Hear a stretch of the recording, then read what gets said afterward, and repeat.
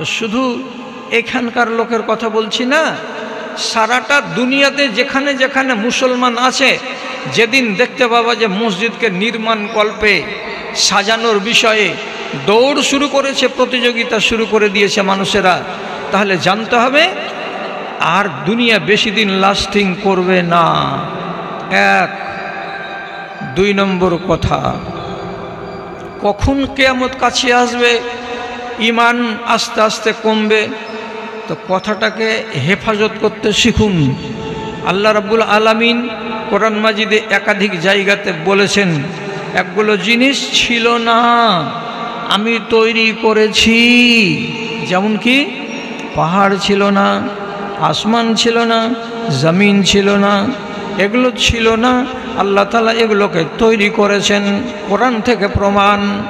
আল্লাহর আরশটা সর্বপ্রথম ছিল পানির উপরে। জিজ্ঞেস করা হলো পানি কিসের উপরে ছিল, তো জবাব এলো কি পানি ছিল হাওয়ার উপরে। হাওয়া কার উপরে ছিল, তো শূন্যে উড়ে বেড়াচ্ছিল। তারপরে আল্লাহ রাব্বুল আলামিন 7খানা আসমান তৈরি করলেন এবং জমিন তৈরি করলেন। কোরআন মাজিদে বলছে হুয়াল্লাযী খালাকাস সামাওয়াতি ওয়াল আরযা ফি সিত্তাতি আইয়াম। 6 দিনে আসমান জমিনকে আল্লাহ তাআলা সৃষ্টি করলেন। এবার উল্টা যাত্রা শুরু হবে। উল্টা যাত্রা মানে কি, বাড়ি থেকে হাটে এসেছিলেন, হাট শেষ হয়ে গেল, সন্ধ্যাবেলায় বাড়ি ফিরে এলেন, এটা হচ্ছে ফেরত যাত্রা। আমি এসেছি শামসি থেকে কিশনগঞ্জ, কালকে আল্লাহ যদি নিয়ে যাই আমি ফেরত চলে যাব বাড়ির দিকে, এটা হলো আমার ফেরত যাত্রা। রব্বুল আলামিন বলছেন প্রত্যেকটা বস্তুকে উল্টা পথে একবার হাঁটাবো, না হাঁটিয়ে আমি ছাড়বো না। উল্টো দিকে একবার হাঁটাতেই হবে ওকে। তো কেমন করে উল্টা হাঁটাবেন দেখেন, বসে বসে এইখানে আসমান তৈরি করেছেন, আগে ছিল না। উল্টো পথ কি হবে, আসমান থাকবে না, জমিন থাকবে না, চন্দ্র সূর্য তারকা থাকবে না, সবকে নষ্ট করে দেওয়া হবে। কোরআন মাজিদে রব্বুল আলামিন নিজে বলছেন ইজাস সামাউন শাক্কাত, যেদিন আসমানকে টুকরো টুকরো করে দেওয়া হবে, খান খান করে দেওয়া হবে। এবং অন্য জায়গাতে রব্বুল আলামিন বলছেন কাগজগুলো যেমন দিস্তার কাগজ হয়, একটা ছেলে তাকে ব্যবহার করবে না বলে হাত দিয়ে ধরে 2 হাত দিয়ে এমনি করে মুড়িয়ে দিয়ে নুড়ি করে একটা মুঠ করে দেয়, একটা লাড়ু বানিয়ে দেয় এক দিস্তা কাগজকে, একটা পাতা কাগজকে। আল্লাহ রাব্বুল আলামিন ঠিক তেমনি যেদিন আসমানকে নষ্ট করে দেবেন, অর্থাৎ উল্টো সফর শুরু হবে আসমানের, সেদিন রব্বুল আলামিন তাকে কাগজের মতো করে নুড়ি বানিয়ে রেখে দেবেন, আসমান থাকবে না। প্রমাণ হয়ে গেল। আবার আল্লাহ তাআলা বলছেন ইযা শামসু কুওয়িরাত, একদিন সূর্য ছিল না, তাকে তৈরি করা হয়েছে এবং সূর্য আলো দেয়, তার ভেতরে আগুন আছে। আল্লাহ তাআলা বলছেন সূর্য ছিল না, আবার সূর্যকে নিশ্চিহ্ন করে দেওয়া হবে। কেমন, আগুন বিকিরণ করবে না, সূর্যের গায়ে তাপ থাকবে না, সূর্যকে বিনষ্ট করে দেওয়া হবে। আল্লাহ রাব্বুল আলামিন আবার বলছেন তোমরা চোখের সামনে পাহাড় দেখতে পাচ্ছ, পাহাড়টা ছিল না, আমি বানিয়েছিলাম, তাকেও আবার নিশ্চিহ্ন করে দেওয়া হবে। ওয়াতাকুনুল জিবালু কাল ইহনিল মানফুস, যেমন একটা ধুনিয়া তুলাগুলোকে যখন ধুনে তখন তুলা হালকা হয়ে যায় এবং উড়তে উড়তে উড়তে উড়তে এদিক ওদিক হয়ে যায়। কিয়ামতের কালে আল্লাহ রাব্বুল আলামিন বলছেন পাহাড়ের উল্টো সফর শুরু হবে। তার মানে কি, তাকে তুলার মতো করে উড়িয়ে উড়িয়ে চারিদিকে আমি বিক্ষিপ্ত করে দেব, পাহাড়কে পাহাড় বানিয়ে রাখা হবে না। সবারই উল্টা সফর শুরু হলো। কোরআনে রব্বুল আলামিন স্পষ্ট করে বলে দিয়েছেন ওয়া ইন্না লাজাইলুনা মা আলাইহা সাইদান জুরজা, এ দুনিয়াটাকে সাজিয়েছি গাছ দিয়ে, গাছাড়ি দিয়ে, ফুলের বাগান দিয়ে, উঁচু দিয়ে নিচু দিয়ে, খাল দিয়ে বিল দিয়ে, পাথর দিয়ে, সোনা দিয়ে, চাঁদি দিয়ে, রূপা দিয়ে, পিতল দিয়ে, দস্তা দিয়ে, কাঁসা দিয়ে, নানান রকমের জিনিস দিয়ে আমি জমিনকে সাজিয়ে রেখেছি। এত সুন্দর জমিনটার কথা আল্লাহ তাআলা বলছেন এটা কি হবে? লাজাইলুনা মা আলাইহা সাইদান জুরুজা, বাগানগুলোকে সব শেষ করে দেওয়া হবে, একটাও বাগান রবে না। ঝিলগুলোকে সব শুকিয়ে দেওয়া হবে, একটাও ঝিল রবে না। কোনো জায়গা উঁচু আর কোনো জায়গা নিচু এমন হয়ে থাকবে না। ইয়াউমা তুবাদ্দালুল আরজু গায়রাল আরজে, আল্লাহ তাআলা বলছেন জমিনকে পাল্টে দেওয়া হবে, আর এই জমিনকে রাখা হবে না, এই জমিনকে বদল করে দিয়ে নতুন জমিন বানানো হবে। তুমি এসেছিলে, যাও। আসমান তুমি এসেছিলে, যাও। জমিন তুমি যাও। পাহাড় যাও। সূর্য চন্দ্র তারকারাজি তোমরা ছিলে না একদিন, আমি বানিয়েছিলাম। উল্টো সফর, সব হজম, যাও, চলে যাও, একটাও থাকবে না। এটাকে যদি আপনি অস্বীকার করেন তাহলে তো কোরআন মাজিদকে অস্বীকার করা হবে। স্পষ্ট আল্লাহ তাআলার কোরআন পড়ে আপনাকে আমি শোনালাম। বিভুরা দেশে বাজিবে যেদিন, বিভুরা দেশে বাজিবে যেদিন, ইসরাফিলের ওই বিন, পাহাড় দরিয়া এক হয়ে যাবে, রবে না কিছুর চিন রে, রবে না কিছুর চিন। আকাশ খসিয়া ভূমিতে লুটাবে, হয়ে যাবে খান খান, সূর্য চন্দ্র আলোহীন হবে, আহা কি খোদার শান রে, আহা কি খোদার শান। আচম্বিত হয়ে উপরে তাকাবে যত ইনসান আর জিন, বিভুরা দেশে বাজিবে যেদিন, ইসরাফিলের ওই বিন, পাহাড় দরিয়া এক হয়ে যাবে, রবে না কিছুর চিন গো, রবে না কিছুর চিন। দুনিয়াও চলে যাবে, বদল, এ দুনিয়াটাকে রাখা হবে না। সে কথা আপনাকে সূরা কাহফের আয়াত দিয়ে আপনাকে আমি প্রমাণ করে দিলাম। আল্লাহ তাআলা আরও বলছেন, এটা তো আপনি ভালো করে জানেন, ইজা জুলজিলাতিল আরজু জিলজালাহা ওয়া আখরাজাতিল আরদু আসকালাহা, যেদিন জমিনকে জোরে জোরে হিলিয়ে দেওয়া হবে, শুধু একটু জোরে নয়, কঠিন জোরে জোরে জোরে জোরে ভূমিকম্প করে দেওয়া হবে।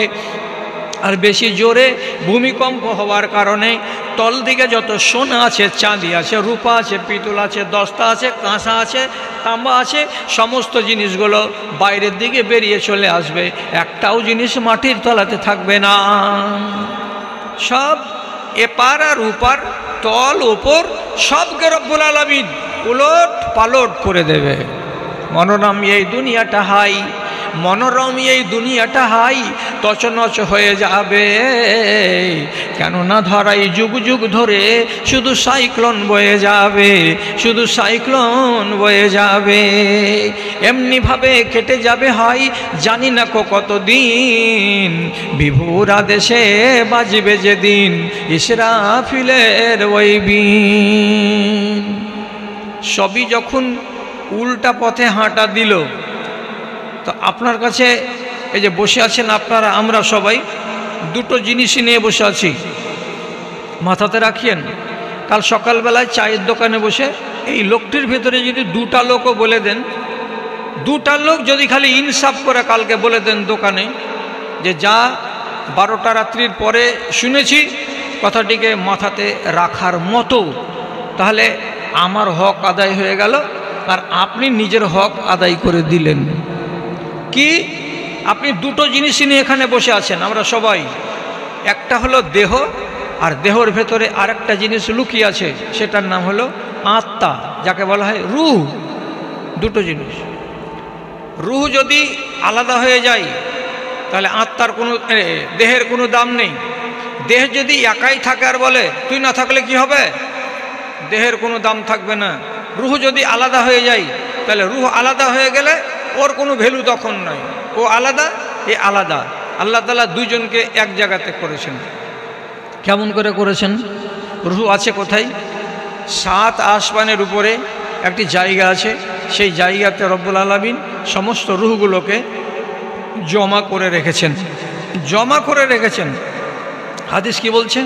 নবীজি বলছেন আর রূহ জুনুদুন মুজান্নাদাতুন ফামান তাহাব্বা ইতালাফা ওয়ামান তাবাগাজা ইখতালাফা।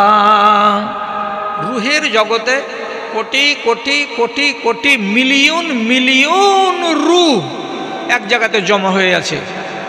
ওইখান থেকে রূহগুলোকে ট্রান্সফার করা হয়। মনে থাকবে কথা, রূহ ছিল কোথায়? 7 আসমানের উপরে কোনো এক জায়গায় আল্লাহ মাহফুজ রেখেছেন ওকে। কেউ বলেছেন জায়গাটা হচ্ছে ইল্লিইন, আবার কেউ বলেছেন ইল্লিইন জায়গাটা হলো কি মরার পরে জান্নাতীদের রূহকে জমা রাখার জায়গা। তো যাই হোক, অত কথার দরকার নেই। আসমানের উপর আল্লাহ তাআলা এক জায়গাতে রেখেছেন রূহগুলোকে। যেদিন থেকে আদমকে ব্যবহার করা হয়েছে রূহ দিয়ে, তারপর থেকে রূহ আস্তে আছে আস্তে আছে আস্তে আছে আস্তে আছে মানুষের কাছে ঢুকতে আছে। কখন ঢুকে খেয়াল করবেন। এই যে 10-20টা লোক আছেন, আপনাকে আমি মনে করছি আপনি বিচ্ছি ধান, আপনাকে কুলার বাতাস দিয়ে উড়াইতে পারা যায়নি, বসে থাকেন খানিকক্ষণ আর আমাকে একটু কথা বলার সুযোগ দিন। সেটা হলো কি বলছি আপনাকে, যেদিন একটা মায়ের পেটের ভিতরে এক বিন্দু বীর্য 40 দিন বীর্য হয়ে থেকে, তারপরে 40 দিন লাল রং ধারণ করে, তারপরে 40 দিন মাংসপিণ্ড আকার নিয়ে 120 দিন বয়স হয়। 120 দিন বয়স হয় মায়ের পেটে একটা মাংসপিণ্ড। এই মাংসপিণ্ডটা শুধু মাংসের মতো দেখতে, এখানে আকার নাই, আকৃতি নাই, কোনো কিছুই নেই। তখন পর্যন্ত হিলে না, নড়ে না, চড়ে না, শুধু মাংস। সেই 120 দিন যেদিন হয়ে যাবে ওই মাংসপিণ্ডটার মায়ের পেটে, আল্লাহ রাব্বুল আলামিন একটা ফেরেশতাকে আসমান থেকে পাঠাবেন। কি দিয়ে? যাও ওই যে বাসনে রূহটা রাখা আছে, ওখান থেকে অমুক রূহটাকে উঠাও আর উঠিয়ে নিয়ে তুমি চলে যাও। কোথায় যাব আল্লাহ? তো তাকে বলা হবে, জায়গা বলে দেওয়া হবে। সে করবে কি, আপনার এই গোদাসিমল গ্রামের পূর্ব প্রান্তে একটা টালির ঘরে পুরুষ ভিটায় বিছানার উপরে শুয়ে আছে এক মহিলা, তার পেটের ভেতরে একটা বাচ্চা 120 দিনের বয়স হয়েছে। ওই মাংসপিণ্ডর ভেতরে এ রুহটাকে তুমি রেখে দিয়ে চলে এসো। আল্লাহর ফেরেশতা রুহটা সেখানে পুশ করে দেয়, আর দেওয়ার সাথে সাথে ওই বাচ্চাটা আগামী দিনে একটা বড় বাচ্চা হয়ে দুনিয়াতে আসবে। কতদিন বাঁচবে লিখে দেওয়া হয়। ভালো মানুষের বাচ্চা হবে না মন্দ মানুষ হবে সেটা তার কপালে লিখে দেওয়া যায়, এবং কতটি দানা খাবে আর কতটি দানা খাবে না তার পরিমাণ তার কপালে লিখে দেওয়া হয়। এই কয়েকটা কথাকে লিখে দেওয়ার পর আল্লাহর ফেরেশতা চলে যায়। তাহলে কাকে কথা বলবো? 20টা লোক, একটা লোক তো কথা বলবেন। রুহটা কোনখান থেকে এলো? পাতাল থেকে এলো না আসমান থেকে এলো? আসমান থেকে এলো, আসমান থেকে। আচ্ছা, এই যে দেহটা তৈরি হলো মায়ের পেটে, মাংসপিণ্ডটা, এটা কোনখান থেকে তৈরি হলো? কোরআন মাজিদে রব্বুল আলামিন বলছেন, অনেক জায়গাতে রকমারি আয়াত দিয়েছেন আল্লাহ তাআলা। আমি একটা বলছি শুধু, ওয়া খালাকাল ইনসানা মিন সালসালিন কাল ফাখার। অন্য জায়গাতে আল্লাহ তাআলা বলছেন, তোমাদেরকে আমি মাটি থেকে তৈরি করেছি। মাটি থেকে কেমন করে তৈরি হলো? মাটি থেকে উৎপন্ন হলো সেব, কিশমিশ, কাজু, বাদাম, গম, ডাল, ছোলা, আটা আর ভাত, যত রকমের নিয়ামত আছে এগুলো সব মাটি থেকে উৎপন্ন হয়। ওই ফসলগুলোকে আমি দানাগুলোকে খেলাম, আর খাওয়ার পরে আমার পেটের ভেতরে সেগুলো একটা অংশ রক্ত হলো, আর একটা অংশ সেখান থেকে বীর্য আকারে তৈরি হলো। আর সেই বীর্যটা সহবাসের ফলে একটা রমণীর পেটের ভেতরে গেল, আর ওই বীর্যটার সঙ্গে স্ত্রীর যখন বীর্য মিলিত হলো, তারপরে সেখানে একটা কি হলো? বাচ্চা তৈরি হলো। এটাই হলো মাংস।